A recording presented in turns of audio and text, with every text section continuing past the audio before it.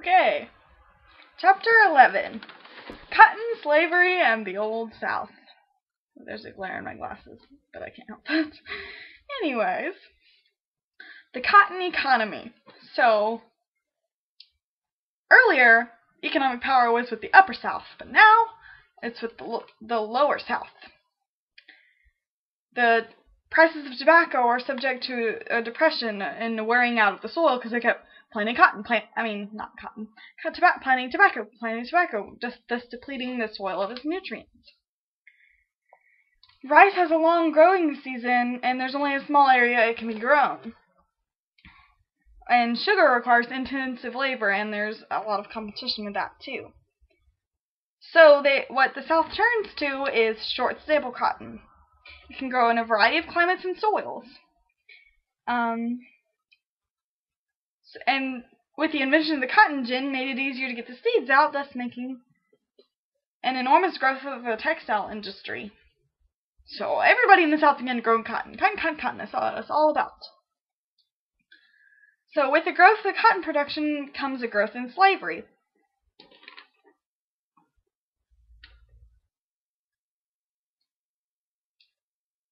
Flour, textiles, iron, all those industries are still growing, but they're small compared to agriculture in the South.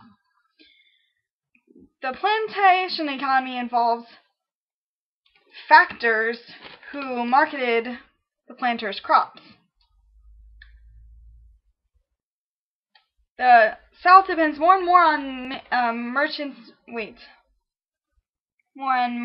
manufacturers, etc., in the North rather than their own. There was inadequate regional transportation. The railroads expand somewhat, but the region is not connected to the national system. There is a huge dependence on water transportation.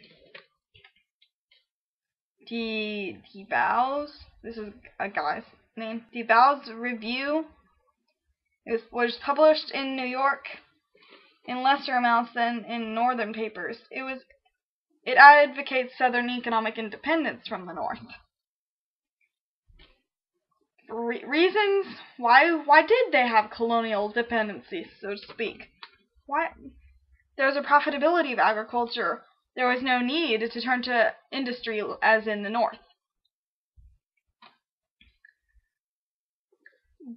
In the South, they had the cavalier image, where there was more concern for a refined way of life rather than rapid growth and development. White society in the South. Slave-owning whites were only a fourth of the total white population, so only a fourth of the whites owned slaves. The rest of them didn't. The planter aristocracy allowed the large planters, to exert a great influence over the whole population.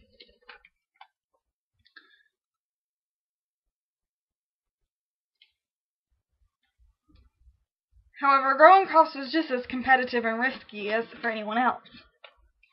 The code of chivalry said, defend your honor, even through duels.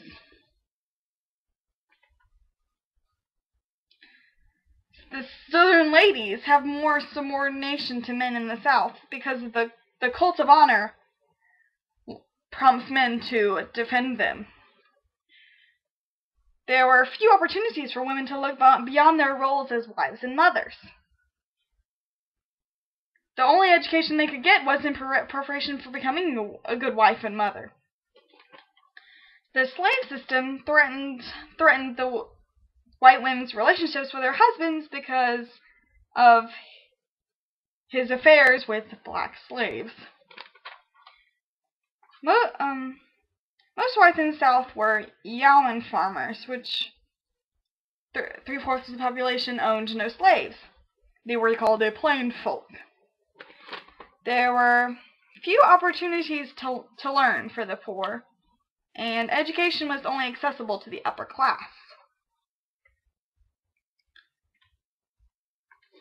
The hill people, or people who lived in the backcountry, they were secluded from from the cotton commercial economy. They practiced subsistence agriculture rather than commercial agriculture. There were very few who opposed the planter elite. Many of the poor whites accepted the plantation system because they needed things from them.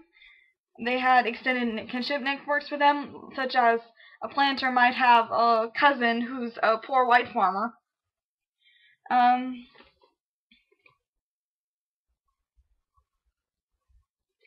They had to get cotton gins from them occasionally, and they also needed financial assistance from these planters.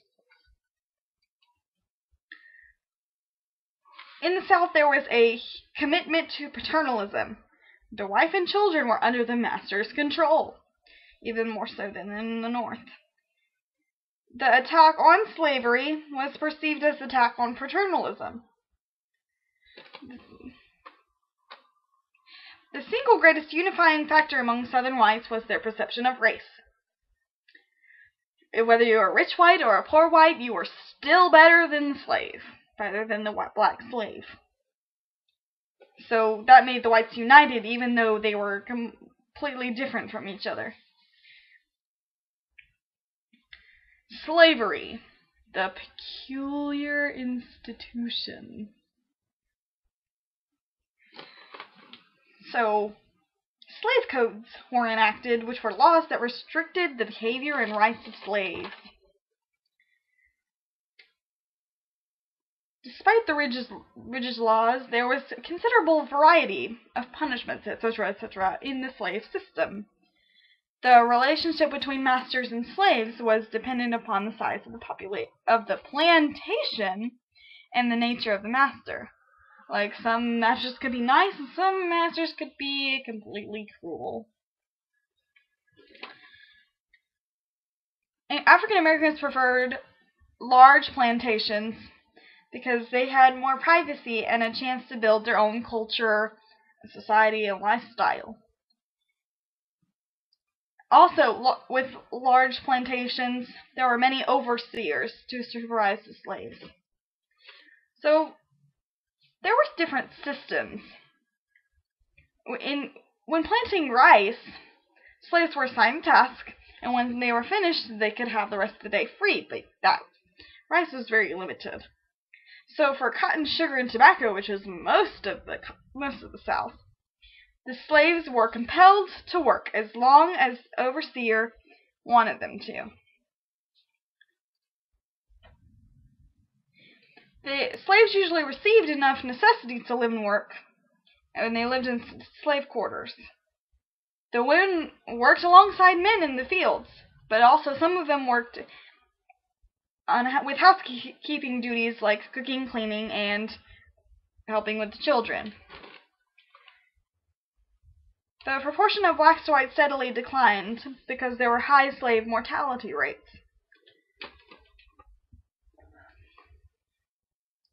The conditions of slavery in the U.S. may be better than workers in the North and in Europe. That was kind of a way they used to say, oh, hey, slavery is good.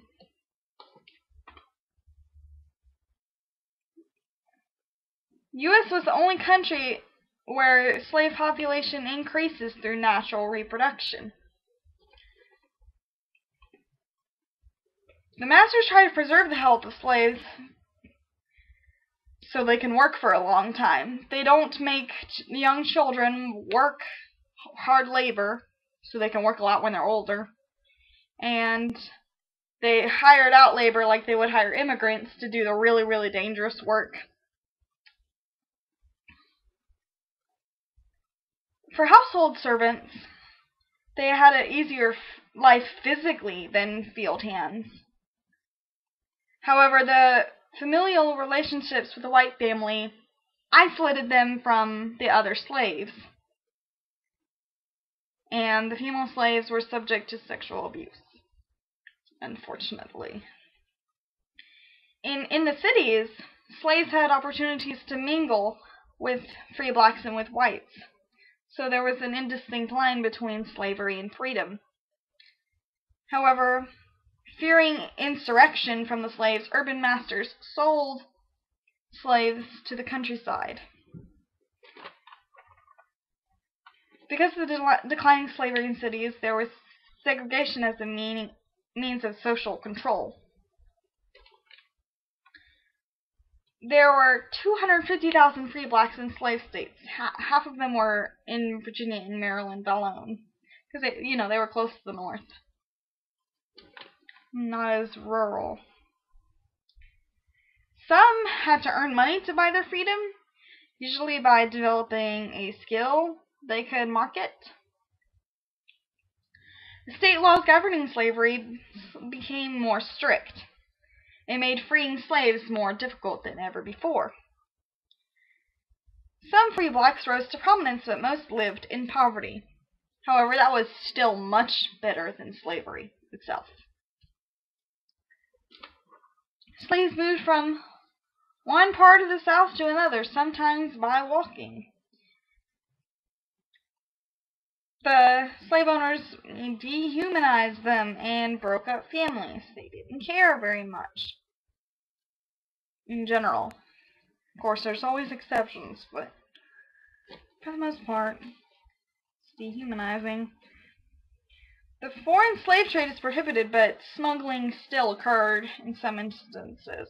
The South wanted to reopen it legally. Like, we want more slaves. Okay, there were two reactions to slavery for the slaves themselves. There was the Sambo, which is a facade of being cooperative and content. But that was only around whites. That was not what they were really like. And the other one was the slave rebel. They could not bring him to acceptance.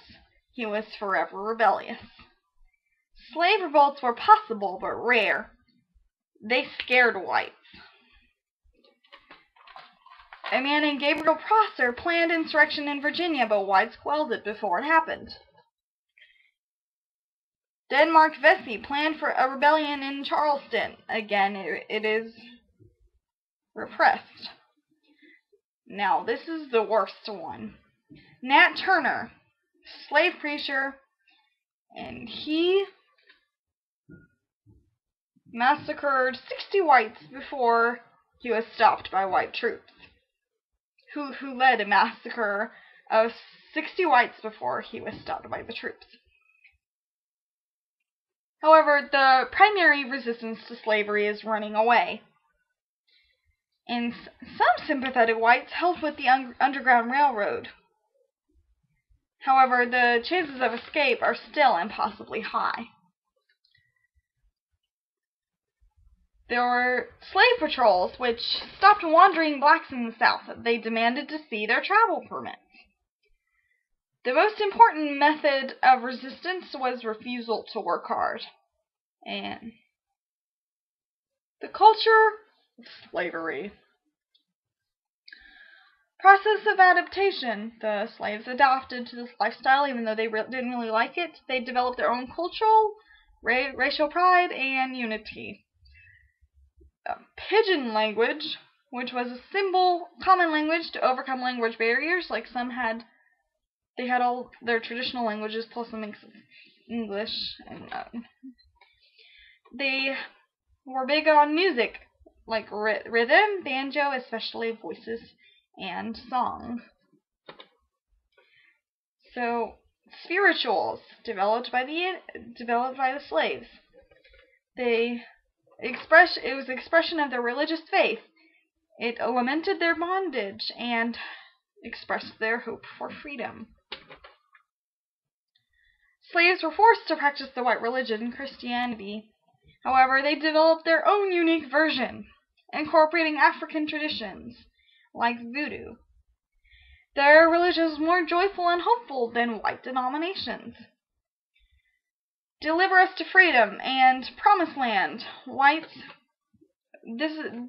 These are things whites perceived as life after death, but blacks viewed as freedom from slavery. As far as marriages are concerned, there was no condemnation of premarital pregnancy, but generally, marriage follows. Kinship networks with extended family were very important. If one person is separated from their family, they are adopted by another family when they're uprooted to a new community. There was a paternal relationship between the slave and the master. It was necessary for blacks to get what they need, mutual dependence on each other. Whites reduced resistance to an institution that served only white interests. Next time, I will discuss antebellum culture. Adios.